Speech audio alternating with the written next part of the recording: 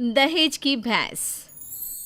अरे लता बहू आ गई, दरवाजे में है, कोई आरती की थाली लाओ। अरे गुड़िया भाभी दरवाजे पर खड़ी है, जल्दी आओ। घर पर शादी के बाद लता की पहली विदाई थी। वो ससुराल आती है। बहू की आरती करने के लिए इतनी एक्साइटेड हो रही है या फिर बहू के साथ आए सामान की है? सब जानते हैं। अरे लालची समझ रखा है क्या? अरे घर में अगर दो सामान आ भी जाता है तो तुम्हें क्यों खुजली हो रही है? अरे कहाँ हो सब, मेरी बहू आ गई। सास थाली लेकर दरवाजे पर जाती है, जहाँ सामने एक भैंस खड़ी होती है। माँ, भाभी तो है नहीं, भैंस है, बोलो तो कर दे आरती। भैंस? भैंस कहाँ से आ गई? तभी लता आ जाती है। वो क्या है ना, पापा ने कहा है कि जा रही हो तो भैंस भी ले जाओ, वहाँ ससुराल में लोगों को दूध दही का फायदा हो जाएगा ना। तो ले आए हम। अरे वाह, कहाँ तो बूंद बूंद दूध के लिए तरसते थे, अब तो नदियाँ बहेंगी नदियाँ। लेकिन ये भैंसिया खड़ी कहाँ होगी? रुको, तुम्हारे ससुर से पूछते हैं। सास अंदर बैठे ससुर को आवाज देती है। आज सुन रहे हो, बहू का ये सामान कहाँ रखना है और ये कहाँ रहेगी? ससुर जी से पता ही नहीं कि दरवाजे पर भैंस खड़ी है।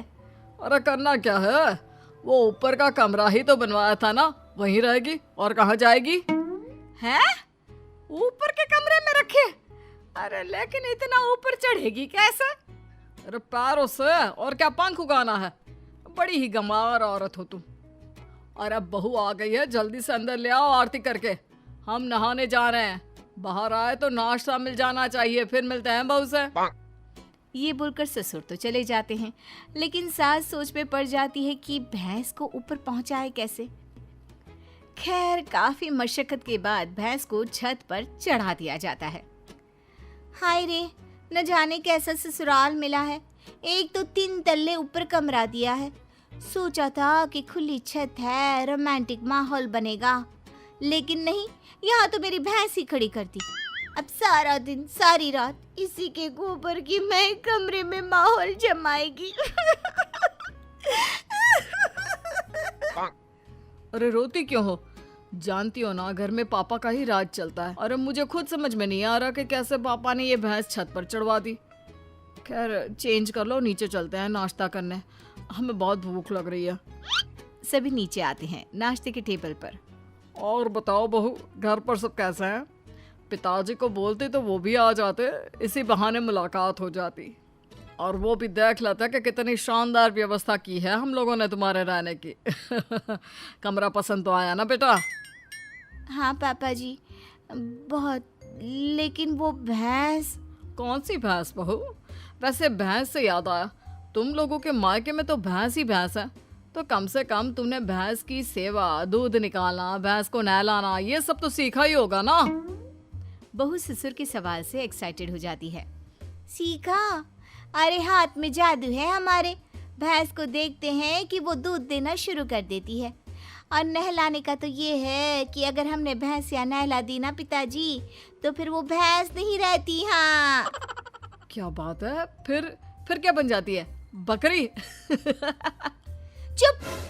मतलब कि हमारे हाथ में इतना जादू है कि भैंस भैंस नहीं, रंग खिल कर ना उसका बतख की तरह सफेद हो जाता है। अरे 1 घंटे में 75 भैंस नहलाने का रिकॉर्ड हमने बनाया था जी एक बार। हाँ, ये सब तो ठीक है बहू, वैसे भैंस दूध कितना देती है? बहू फिर शेखी में आ जाती है। वैसे तो क्या है ना माँ जी, देती तो सिर्फ 4 किलो सुबह और 4 किलो शाम को, लेकिन जब मैं दूध निकालने बैठी हूँ ना, तो प्रेशर में 10 किलो सुबह और 10 किलो शाम को देती है। बस फिर क्या, ये सुनकर ससुराल वाले इम्प्रेस हो जाते हैं। ससुर सोच लेते हैं कि इतनी गुणी बहू मिली है तो भैंस तो लाना बनता है। फिर क्या, अगले रोज ससुर दरवाजे पर भैंस खड़ी कर देते हैं। बहू, अरे ओ बहू, देख तो मैं क्या लेकर आया हूँ। तभी बहू एक बाल्टी दूध लेकर आती है। क्या बात है बहू, बाल्टी भरकर दूध कहाँ से आ गया? वैसे देख, दरवाजे में मैंने तेरे लिए एक तोहफा रखा है। बहू दरवाजे पर जाती है जहाँ एक भैंस खड़ी होती है। ये क्या पिताजी, एक और भैंस? एक और नहीं बहू, एक ही है। इसे बाहर ना एक शेड बनाकर खड़ा कर देते हैं, क्या कहते हो? हाँ हाँ पिताजी सही कह रहे हैं, क्यों नहीं। वैसे भी ऊपर ना अब जगह कहाँ है, वहाँ तो। बहू बात पूरी करती कि सास आ जाती है। बहू ला दे बाल्टी, मैं आ रही हूँ। सास बहू से दूध की बाल्टी लेकर चली जाती है और बहू नई भैंस की सेवा में लग जाती है। अगले रोज सुबह सासू माँ, मैं ना आज ससुर जी को बोल दूंगी कि मैं ना दो दो भैंसों की सेवा नहीं कर सकती, तो वो एक भैंस ना बेच दे।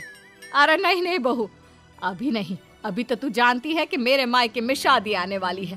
दूध के भाव कितने महंगे हैं, तो कुछ महीनों के लिए दोनों भैंसें संभाल ले, फिर बात करते हैं।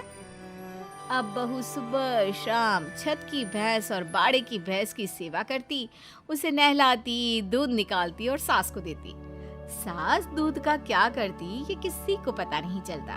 फिर एक रोज, अरे बहू, मैं क्या कर रही हूँ, क्यों ना मैं एक और भैंस ले लूं। वो क्या है ना, घर में दूध कम पड़ रहा है। कैसी बात कर रही है सासू माँ, घर में दूध कैसे कम पड़ सकता है? इतना दूध तो खुद ग्वाला भी इस्तेमाल नहीं करता जितना हम और आप करते हैं। ना ना ना ना सासू माँ, एक और भैंस की सेवा करना मेरे बस की बात ना है। बहू का डायरेक्ट जवाब सुनकर सास को आ जाता है गुस्सा। अरे क्या बकवास कर रही है, मैंने जो बोल दिया सो बोल दिया। नहीं तो कर मेरी सेवा।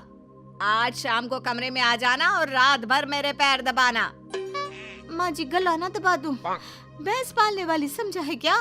अरे कौन से घर में छत पर भैंस खड़ी होती है, सारा दिन गोबर करती है और एक जगह खड़े खड़े भैंस की पीठ भी अकड़ गई है। तभी बहू की बात ससुर के कान तक आती है। क्या छत पर भैंस? अरे कौन से बेवकूफों के घर में छत पर भैंस होती है बहू, क्या तुम भी? हम लोगों के घर पिताजी, आप ही ने तो खड़ी की है ना मेरे कमरे के बाहर भैंस। सारा दिन गोबर करती रहती है। मैं कभी छत की भैंस देखूं, कभी बाड़े की। हाँ? क्या? मैंने कब बोला? अरे जब बहू आई थी विदाई में भैंस लेकर, तब आप ही ने तो मुझसे कहा था ना। अरे गुड गोबर, मैंने बहू को ऊपर के कमरे में ले जाने को कहा था, भैंस को नहीं। हे भगवान, बड़ा पागल लोग हो। जल्दी उस बेचारे मवेशी को नीचे ले आओ। सास फिर बेटे के साथ मिलकर भैंस को नीचे ले आती है। मुझे पता होता कि छत पर भैंस है तो मैं ये दूसरी भैंस कभी ना लाता। पर माँ जी को तो पता था ना, उन्होंने आपको नहीं बताया। वो तो तीसरी भैंस भी लाने की बात कर रही है। अरे वो तो मैं दूध बेचने का बिजनेस करने की सोच रही थी, इसलिए। सासू माँ प्लीज ऐसा कुछ भी ना सोचा करे। भगवान।